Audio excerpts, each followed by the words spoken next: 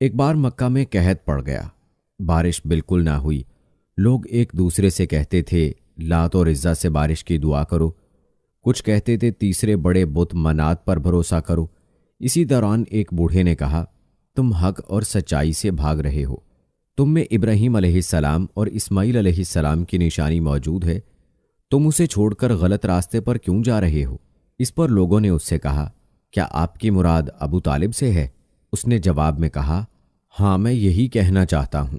اب سب لوگ ابو طالب کے گھر کی طرف چلے۔ وہاں پہنچ کر انہوں نے دروازے پر دستک دی تو ایک خوبصورت آدمی باہر آیا۔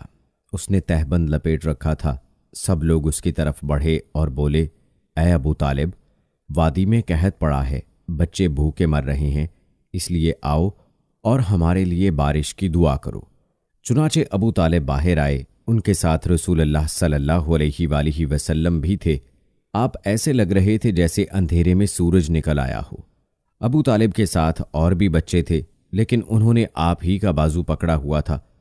اس کے بعد ابو طالب نے آپ کی انگلی پکڑ کر کعبے کا طواف کیا۔ یہ طواف کر رہے تھے اور دوسرے لوگ آسمان کی طرف نظر اٹھا اٹھا کر دیکھ رہے تھے، جہاں بادل کا ایک ٹکڑا بھی نہیں تھا۔ لیکن پھر اچانک ہر طرف سے بادل گھر گھر کر آنے لگے۔ اس قدر زوردار بارش ہوئی کہ شہر اور جنگل سیراب ہو گئے۔